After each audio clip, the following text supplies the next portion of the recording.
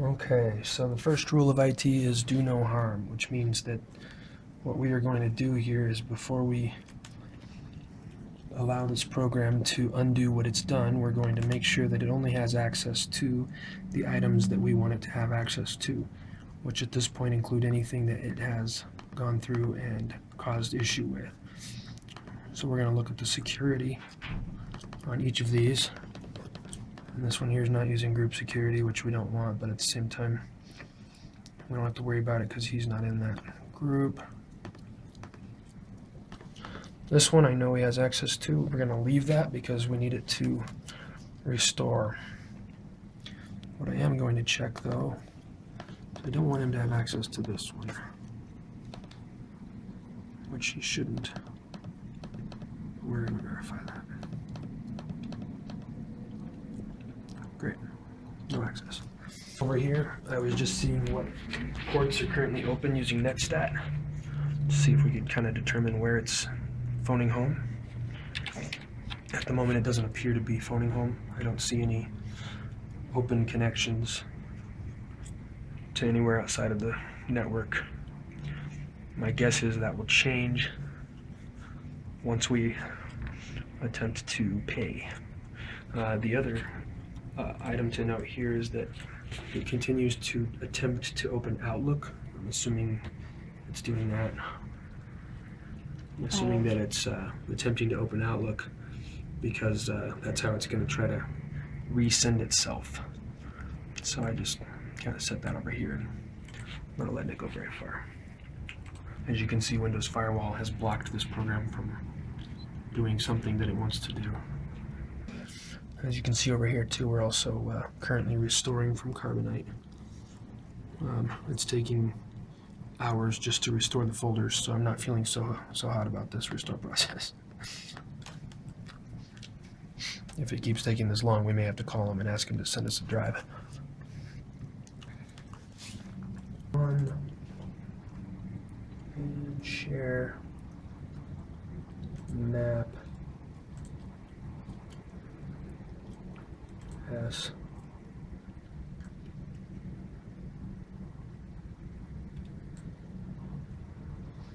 We now have access to the shared drive. Wallpaper that it puts up.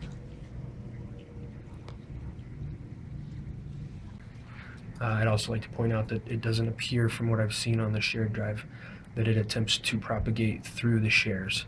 It only tries to propagate via email and things like that, as far as I can tell at this point. I think right at the moment that we're about to allow it to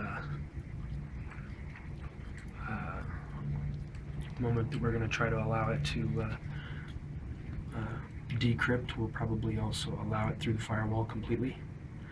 We don't have any issues with it communicating back home where we need to get our private key from. As you can see here,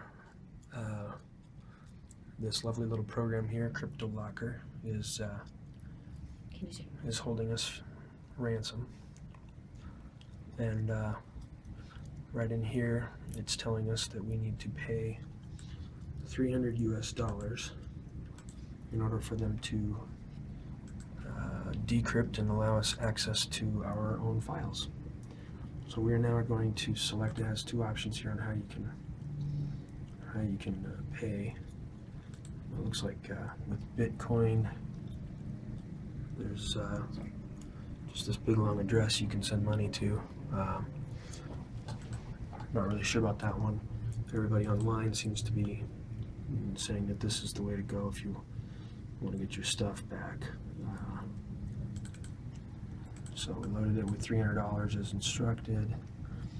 Purchased one. They even give you nice little locators and make it easy for you to find a place to send the money.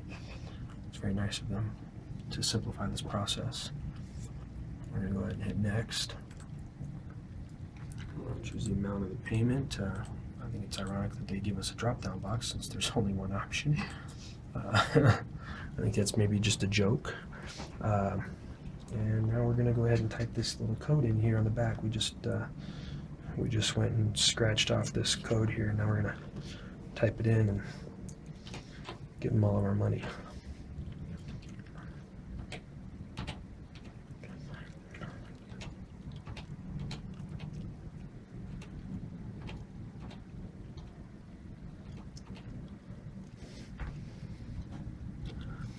don't know if we need the dashes or not.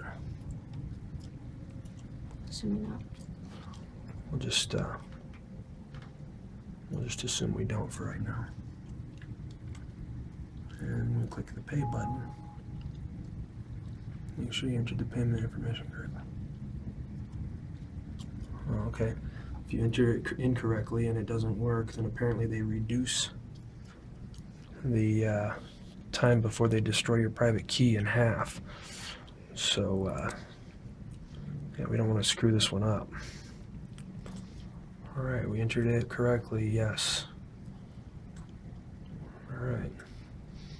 Payments are processed manually, therefore, the expectation of activation may take up to 48 hours.